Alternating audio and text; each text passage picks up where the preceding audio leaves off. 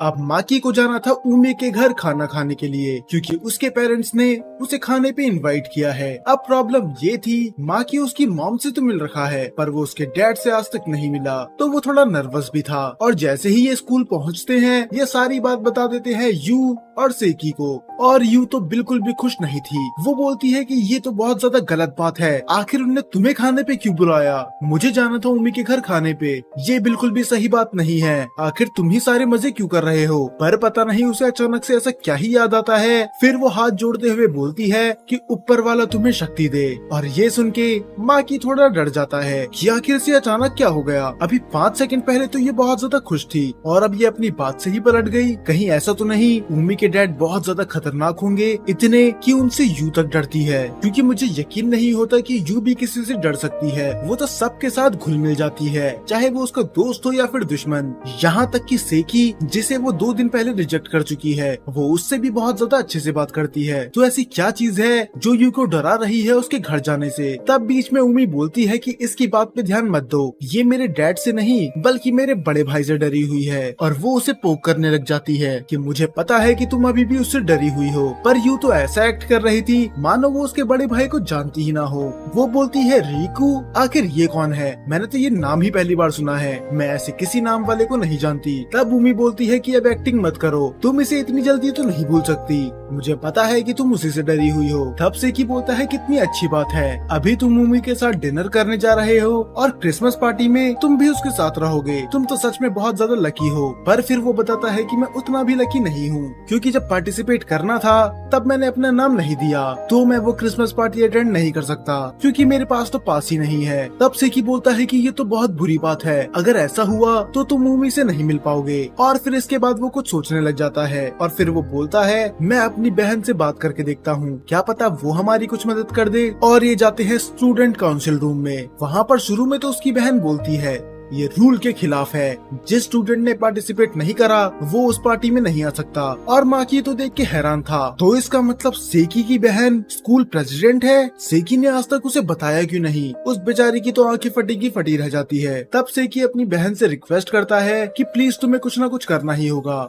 ये मेरा सबसे अच्छा दोस्त है। तब उसकी बहन बोलती है वैसे मैं रूल के अगेंस्ट तो नहीं जा सकती, कई स्टूडेंट ऐसे हैं जिनने अपना प्लान कैंसिल कर दिया और मेरे पास फ्री पास पड़े हुए हैं, पर मैं वो तुम्हें नहीं दे सकती, क्योंकि जैसा मैंने पहले बोला जिस स्टूडेंट ने पार्टिसिपेट नहीं करा वो इसमें नहीं आ सकता। पर हाँ तुम वॉलंटियर कर सकते हो, मतलब कि तुम काउंसिल मेंबर्स की मदद करोगे उस पार्टी में, तुम्हें वहाँ पर काम करना होगा और तुम्हें उधर खाना पानी मिल जाएगा। पर तुम उस पार्टी को वैसे एंजॉय नहीं कर पाओगे जैसे बाकी स्टूडेंट कर रहे हैं। पर माकी को उससे कोई प्रॉब्लम नहीं थी, उसे तो बस उस पार्टी में रहना था उमी के साथ। और फिर उसकी बहन उसकी तरफ देखते हुए स्माइल करती है और बोलती है कि शुक्रिया मेरे भाई के दोस्त बनने के लिए। और माँ की भी उनसे माफी मांगता है कि मैं भी माफी मांगना चाहता हूँ कि मैं एंड मौके में आके आपको परेशान कर रहा हूँ, पर मैं वादा करता हूँ कि मैं अपना 100% दूंगा। अब फाइनली ये दोनों अपना क्रिसमस साथ में बिता सकते हैं। तो स्कूल के बाद वो चली जाता है घर, क्योंकि उसे आज तैयार भी होना था उमी के घर जाने के लिए। और माकी की मॉम तो उमी की मॉम से बातें करे जा रही थी उस इन्विटेशन के बारे में। माकी बोलता है कि आपको उनसे इतनी बात करने की जरूरत नहीं थी, मैं अपना ख्याल रख सकता हूँ।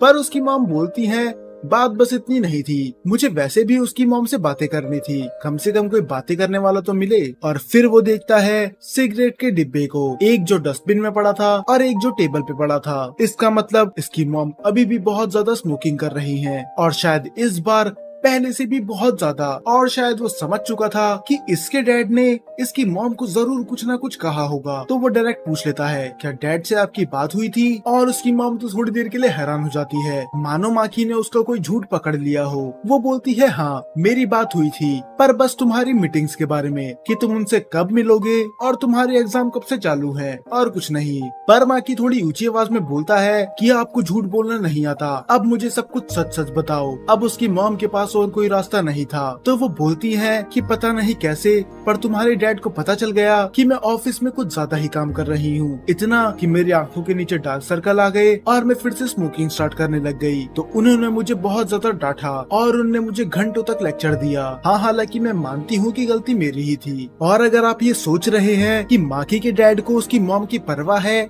इसीलिए वो उसे डांट रहे थे, तो आप बिल्कुल गलत हैं। दरअसल माकी समझ चुका था कि उसके डैड उस पर क्यों चिल्ला रहे होंगे। होंगे। अगर आपको याद होगा, जब उसके डैड और माकी खाना खाने गए थे तब वहाँ पर उनकी कुछ बातें हुई थी, जहाँ पर माकी ने बताया था कि उसे कई बार खाना खुद बनाना पड़ता है, अपने कपड़े खुद धोने पड़ते हैं और बाकी घर के काम भी खुद ही करने पड़ते हैं। तो उसके डैड ये सुन के बिल्कुल भी खुश नहीं थे। वो उसकी मॉम पे चिल्लाते हैं कि आखिर तुम घर का सारा काम मेरे बेटे से क्यों करवा रही हो, तुम्हारी माँ होने का फायदा ही क्या अगर तुम उसका ख्याल नहीं रख सकती। और ऐसे ही पता नहीं कितनी ही चीजें और ताने उसके डैड ने उसकी मॉम को सुनाए थे और उसे यकीन दिलाया कि वो एक अच्छी माँ नहीं है। और माकी थोड़ा ऑफेंड हो जाता है। माकी को पता था कि उसके डैड ने ऐसा ही कुछ बोला होगा। तब वो बोलता है कि आप डैड की बातों को इतना सीरियसली क्यों ले रही हो, वो अब हमारे परिवार का हिस्सा नहीं है, उन पे आपका कोई हक नहीं है, चाहे आप जॉब करें या फिर ना करें, उनको हमसे क्या ही लेना देना। और वैसे भी अगर आप जॉब नहीं करेंगी तो हमारे पास पैसे आएंगे कहाँ से, ये घर कैसे चलेगा। पर तब उसकी मॉम बोलती है कि सच्चाई तो ये है कि तुम्हारे डैड मुझे महीने के इतने पैसे देते हैं कि जिससे हमारा घर आराम से चल जाएगा। और ये सुन के माकी को थोड़ा तो अजीब लगता है कि सच में डैड इतने सारे पैसे भेजते हैं। अगर ये सच बात है तो मॉम इतना ओवर टाइम क्यों करती है। फिर उसकी मॉम आगे बोलती है कि मेरे लिए ये थोड़ी प्राइड की बात है, तुम्हारे डैड ने मुझे डिवोर्स दिया तो मैं उनके पैसों पे पलना नहीं चाहती थी, मैं चाहती थी कि मैं खुद ही काम करूँ, अपना और तुम्हारा खर्चा खुद ही उठाऊं, तो मैंने उनके पैसों पे हाथ तक नहीं लगाया। पर अब देख के लगता है शायद इन सब की वजह से मैं एक बहुत ही बुरी माँ बन गई, क्योंकि मैं तुम्हारे साथ तो टाइम स्पेंड कर ही नहीं पा रही और मेरे वजह से तुम्हें खाना बनाना पड़ता है। शायद मुझे अपने ईगो को पीछे रखना चाहिए था, मैं बस प्रूफ करना चाहती थी कि मैं बिना तुम्हारे डैड के भी सरवाइव कर सकती हूँ। और शायद ओवर टाइम करने की वजह से मेरा ध्यान अलग अलग कामों पे रहेगा। और तब वो आगे बोलती है कि हम तीनों फिर से साथ में नहीं हो सकते, पर मैं कोशिश करूंगी कि अब मैं तुम्हारे साथ टाइम ज्यादा स्पेंड करूं। और फिर वो बाद में उमी के घर के लिए निकल जाता है, जहाँ पर उसकी मॉम उसका स्वागत करती है। वो उनके लिए थोड़ा गिफ्ट लाता है और उमी की मॉम वहाँ से चली जाती है। और अंदर आने से पहले वो देखता है कि उमी के डैड के शूज वहीं पर पड़े हुए थे, जिससे उसकी दिल की धड़कनें बढ़ जाती है। उसका दिल तो इतनी तेज धड़क रहा था मानो वो फट ही जाएगा। तब उमी बोलती है लगता है तुम कुछ ज्यादा ही नर्वस हो, तुम्हें लंबी सांसें लेनी चाहिए, वरना अगर ऐसा ही चलता रहा तो तुम्हें तो हार्ट अटैक ही आ जाएगा। और फिर वो लंबी सांसें लेता है और बोलता है कि तुम सही बोल रही हो, अगर मैं ऐसे ही सोचता रहा तो मेरा खेल तो यहीं पर खत्म हो जाएगा। आखिर तुम्हारे डैड कितने ही डरावने होंगे, मुझे इतनी ओवर थिंकिंग नहीं करनी चाहिए। पर जैसे ही वो अंदर जाता है वो देखता है उसके डैड को, जिनकी हाइट कुछ ज्यादा ही बड़ी थी, मानो ये पिछली जन्म में कोई फाइटर रहे होंगे। और उनकी आवाज वो तो कुछ ज्यादा ही भारी थी। वो अपने आप को इंट्रोड्यूस करवाते हैं कि मैं हूँ उमी का फादर, मुझे तुमसे मिलके अच्छा लगा। और माकी की तो हालत ही खराब हो जाती है। उसे तो ऐसा लग रहा था कि अगर इसने कुछ भी उल्टी सीधी बात करी तो इसके डैड इसके पंच मार के ही मुंह तोड़ देंगे। और तब उसके डैड क्लोज आते हैं और वो बोलते हैं कि मेरी बेटी का दोस्त बनने के लिए शुक्रिया, ये तुम्हारे बारे में बहुत बातें करती है और इसने बताया कि तुम इसका कितने अच्छे से ख्याल रखते हो। और वो ये सभी बोल रहे थे एक डीप वॉइस के साथ। तब माकी डरते हुए बोलता है कि उमी भी मेरी अच्छी दोस्त है। और फिर वो बोलता है माफ करना कि मैंने उमी को उसके फर्स्ट नेम से बुलाया, मुझे ऐसा नहीं करना चाहिए था। पर तब उसके डैड बोलते हैं कोई बात नहीं, तुम उसे उसके फर्स्ट नेम से बुला सकते हो, मेरी बेटी अब हाई स्कूल में है, तो अगर उसके मेल बेस्ट फ्रेंड उसे उसके फर्स्ट नेम से बुलाएंगे तो मुझे कोई फर्क नहीं पड़ेगा। और वैसे भी तुम दोनों तो बहुत अच्छे दोस्त हो। तब उमी की मॉम बीच में आती है और वो बोलती है कि तुम्हें इनसे डरने की कोई जरूरत नहीं है, और वो उनकी गाल खींचने लग जाती है। फिर वो बताती है कि ये बस दिखने में डरावने हैं, पर ये दिल से बहुत ज्यादा साफ है। फिर उसकी मॉम उमी से बोलती है क्यों ना तुम माकी को ये दिखाओ कि तुम्हारे डैड स्माइल कैसे करते हैं। और उमी उनको जाके टिकल करने लग जाती है और उसके डैड पागलों की तरह हंसे जा रहे थे। माकी तो देख के हैरान था कि ये इंसान हंस भी सकता है। और वो बस हंस नहीं रहे थे बल्कि माकी से मदद मांग रहे थे कि प्लीज मुझे इन दोनों से बचाओ, इन दोनों को बस तुम ही रोक सकते हो। और फाइनली माकी उन्हें रुकने के लिए बोलता है, क्योंकि अब तो माकी को उसके डैड पे ही दया आने लग गई थी। अब उसे एक चीज तो पता चल गई थी कि इसके डैड उतने खतरनाक नहीं है जितना ऐसे लगता था। अब उमी बोलती है कि मैं तो भूख से मरी जा रही हूँ, तो क्यों ना हम खाना खा लें। फिर उसकी मॉम बोलती है कि मैं खाना लगा दूंगी, तुम जाके अपने बड़े भाई को बुला के आओ। और उसके डैड चले जाते हैं अपने बेटे को बुलाने के लिए। तब माकी उमी से पूछता है, आखिर तुम्हारा भाई कैसा है, क्या वो भी इन्हीं की तरह है या फिर वो ज्यादा खतरनाक है? पर तब वो बोलती है वो अनएम्प्लॉयड है और वो 24 घंटे बस अपने कमरे में ही बैठा रहता है और बस वो नीचे आता है खाना खाने के लिए। और हाँ, अगर तुम्हें नहीं पता, वो तो यू के पीछे हाथ धो के पड़ा हुआ है और यही रीजन है कि यू यहाँ पर आने से डरती है। तो अब उसे समझ में आ जाता है कि यू इतनी डरी हुई क्यों थी। अब ये सब बैठ के खाना खाने लग जाते हैं, पर माकी के एक तरफ बैठी थी उमी और दूसरी तरफ बैठी थी उसकी मॉम। और ये देख के उमी को बिल्कुल अच्छा नहीं लगता। वो बोलती है कि मॉम, ये मेरा दोस्त है, आप उसके बगल में क्यों बैठी हुई हो? तब उसकी मॉम बोलती है कि तुम भी कैसी बातें कर रही हो, अब मैं आसानागी फैमिली का नाम डूबने थोड़ी ना दूंगी। मैं तो माकी की बस खातिरदारी कर रही हूँ, कहीं उसे ऐसा ना लगे कि हमारी मेहमान नवाजी में कुछ कमी रह गई हो। पर तब उम्मी बोलती है कि वो सब मैं देख लूंगी, आप यहाँ से हट जाओ। फिर उसकी मॉम भी बोलती है कि हट जाऊँ? अगर मैं हट जाऊंगी तो मैं माकी के साथ मजे कैसे कर पाऊंगी? ये हर बार हमारे घर थोड़ी ना आता है। और फिर उसकी मॉम बोलती है कि ये गलत बात है कि तुम स्कूल में भी तो उसके साथ ही रहती हो, अब थोड़ी देर मुझे भी इसके साथ टाइम स्पेंड करने दो। और बेचारा माकी तो बीच में शांत से बैठा हुआ था, वो दोनों ही उसके लिए लड़ रहे थे। तब उसके डैड बोलते हैं कि अब खाते समय झगड़ा मत करो, हमें आराम से खाना चाहिए, जरा ये तो सोचो माकी को कैसा लग रहा होगा। तब उसकी मॉम बोलती है ठीक है, मैं लड़ाई करना बंद कर रही हूँ, पर मैं यहाँ से नहीं उठने वाली। चलो जाओ, फिर मैंने तुम्हें एक एडवांटेज दे दिया, अगर तुम चाहो तो तुम माकी को अपने हाथों से खिला सकती हो। और ये सुन के दोनों का ही मुंह लाल हो जाता है। वो बोलती है कि मॉम, पागलों की तरह बात करना बंद करो, मैं ऐसा कुछ नहीं करने वाली। और फिर वो खाना खाने लग जाते हैं। और फिर उम्मी बोलती है कि जल्दी से खाना खत्म करो, उसके बाद हम गेम खेलेंगे, वही गेम जिसके इंतजार तुम बड़े टाइम से कर रहे थे। और माकी भी बहुत ज्यादा एक्साइटेड हो जाता है। तब उम्मी अपने भाई की तरफ देखते हुए बोलती है कि हम दोनों तुम्हारा रूम थोड़ी देर के लिए बोरो कर रहे हैं। तब वो बोलता है कि तुम, मैं कहाँ जाऊंगा, तुम्हें पता है ना कि मैं अपने रूम से कहीं बाहर नहीं जाता। तब उम्मी उसे ताने देते हुए बोलती है, तुम कुछ जॉब वॉब क्यों नहीं करते, अब तो तुम इतने बड़े हो चुके हो। और उस पे वो ऑफेंड हो जाता है। वो बोलता है कि जॉब की बात कहाँ से आ गई, और चलो मान भी लो कि अगर मेरी जॉब होती तो भला मैं इतनी रात को जॉब पे थोड़ी ना जाता। तब उम्मी बोलती है, हाँ ठीक है, पर कम से कम तुम्हें ट्राई तो करना चाहिए, तुम तो जॉब ढूंढने की कोशिश भी नहीं कर रहे। और इस बात पे उसके डैड भी उम्मी का सपोर्ट करने लग जाते हैं कि वो सही बोल रही है, मंडे से तुम भी लग जाना जॉब ढूंढने के लिए, तुम जिंदगी भर ऐसे नहीं बैठे रह सकते। और फिर उसका भाई हार मान लेता है। वो बोलता है कि ठीक है, तुम मेरा रूम और मेरा गेमिंग कंसोल यूज कर सकती हो, पर उसे तोड़ना मत। तब उम्मी माकी से माफी मांगती है कि माफ करना हमारे छोटे से झगड़े के लिए। पर वो हैरान हो जाती है जब वो देखती है माकी का चेहरा। और बस उम्मी नहीं, यहाँ तक कि उम्मी की मॉम, उसके डैड और यहाँ तक कि उसका भाई, जो इतनी देर से कोई रिएक्शन नहीं दे रहा था, वो भी हैरान हो जाता है। माकी को थोड़ा अजीब लगता है कि सब मुझे इस तरह क्यों घूर रहे हैं। तब उम्मी उसे बताती है क्योंकि तुम रो रहे हो। और माकी को रियलाइज नहीं होता कि कब उसकी आंखों से आंसू निकलने लग गए। और फिर कहानी जाती है फ्लैशबैक में, जब माकी छोटा था, जब उसकी मॉम कोई जॉब नहीं करती थी, वो बस घर पे खाना बनाती थी और घर पे ही काम करती थी। माकी रोज खाने के टाइम पे उन्हें हक कर लेता था और उनसे हर बार पूछता था कि आज खाने पे क्या बना है। और जब उसके डैड घर पे आते थे, वो उनसे भी ढेर सारी बातें करा करता था, यहाँ तक कि उसकी मॉम उसकी शिकायत तक लगाया करती थी कि इसने आज भी वेजिटेबल्स नहीं खाए। वो अपनी मॉम और अपने डैड से बहुत ज्यादा प्यार करता था और वो हर डिनर साथ में खाते थे, बहुत ज्यादा खुशी के साथ। पर धीरे धीरे जैसे वो बड़ा हुआ, उसके डैड ऑफिस से लेट आने लग गए, वो कभी खाने के टाइम पे आते ही नहीं थे। और फिर वो लंच करता था अपनी मॉम के साथ। हाँ, हालांकि उसकी मॉम हर बार उसके साथ रहती थी, पर वो भी इतनी ज्यादा डिप्रेस्ड हो चुकी थी कि उसे ऐसा लगता था मानो इन दोनों के बीच में कोई दीवार है। और फाइनली इनके डिवोर्स के बाद मॉम ने भी काम करना शुरू कर दिया और वो भी रात को लेट आने लग गई। और इसी वजह से वो अपना हर डिनर अकेले ही करता था। और जब फाइनली इतने टाइम बाद जब उसने उम्मी के परिवार को हंसते खेलते हुए देखा, तो उसे वो सारी बातें याद आने लग गई कि कैसे उसका परिवार भी पहले ऐसा ही था। और ये सब माकी सोच रहा था। तब बाकी सब माकी से पूछते हैं कि आखिर तुम्हें क्या हो गया, क्या तुम ठीक तो हो ना? पर माकी को समझ में नहीं आता कि वो उन्हें क्या बोले, उसके पास कुछ बोलने के लिए था ही नहीं। तो वो उनसे माफी मांगता है और वहाँ से भाग जाता है। वो रोते रोते जा रहा था और अपने आप से बोलता है कि मैं बिल्कुल बेवकूफ हूँ, आखिर मैं ऐसे बच्चों की तरह क्यों रो रहा हूँ, अब मैं बड़ा हो चुका हूँ, मुझे अपने इमोशंस पे कंट्रोल करना सीखना चाहिए। और तभी पीछे से उम्मी भी आ जाती है। वो बोलती है कि तुम बेवकूफ हो, तुम्हें सच में लगा मैं तुम्हें जाने दूंगी? पर माकी फिर से भागने लग जाता है। वो बोलता है कि मुझे अकेले रहना है और फाइनली वो उसे हक कर लेती है। और वो बोलती है कि सोचना भी मत कि मैं तुम्हें इस समय अकेले जाने दूंगी। और वो उसे गले से लगा लेती है और पता नहीं कैसे उसके दिल को थोड़ा आराम मिलता है।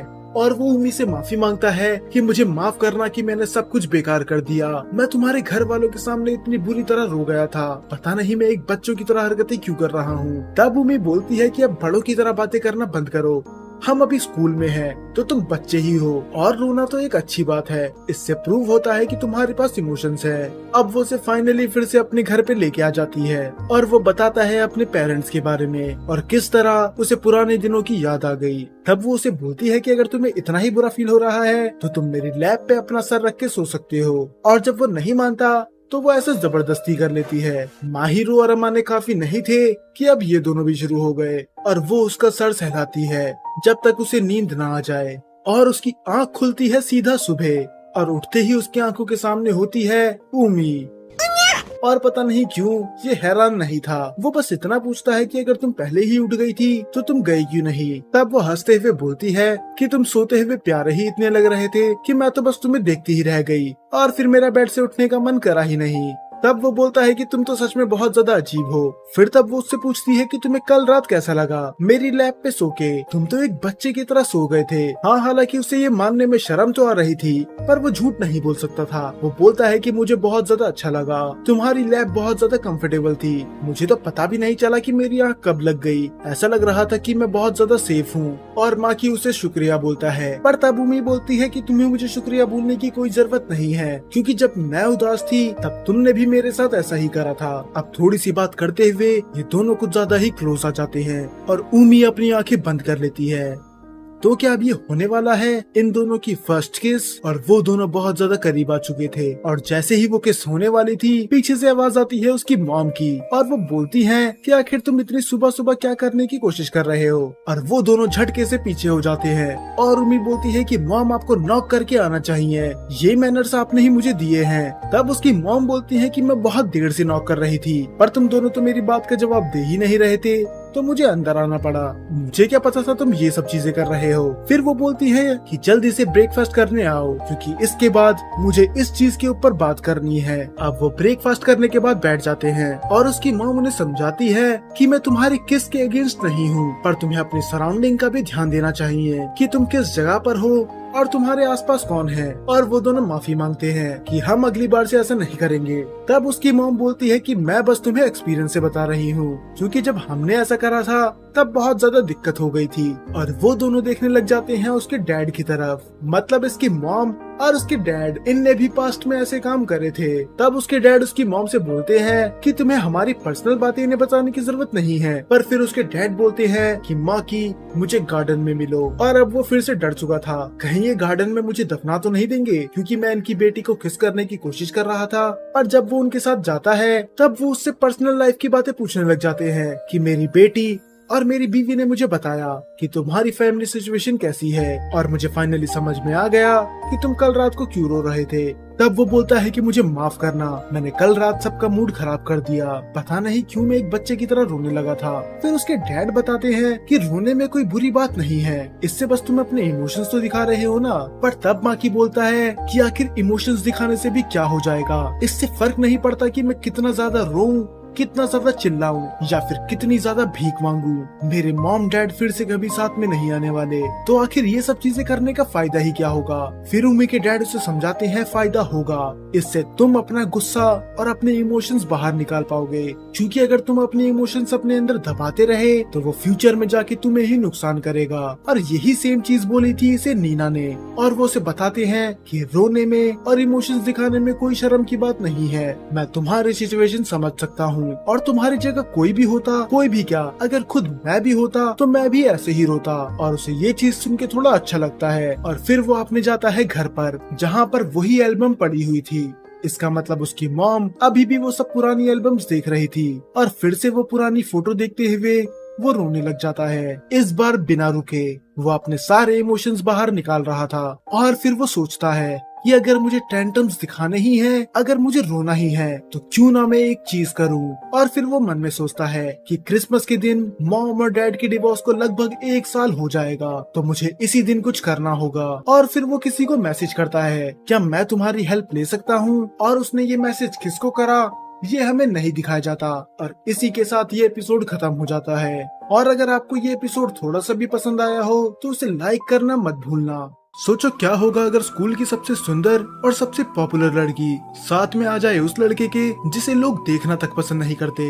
दोनों में जमीन और आसमान का फर्क है, पर फिर भी दोनों में एक चीज कॉमन है, ये दोनों ही अकेले हैं। एक तरफ फूजी मिया अमाने जो अपने बुरे पास्ट की वजह से अब दोस्त बनाने में हिचकिचाता है और ज्यादातर अकेले ही रहता है, और इसी की दूसरी तरफ स्कूल की एंजल शीना माहिरू जो 24 घंटे लोगों के आसपास घिरी रहती है, पर फिर भी इन हजारों की भीड़ में कोई भी ऐसा नहीं जो उसे समझ सके। तो क्या इतनी अलग पर्सनैलिटी होने के बाद भी क्या ये दोनों एक दूसरे से मिल पाएंगे या फिर किस्मत इन्हें अलग कर देगी।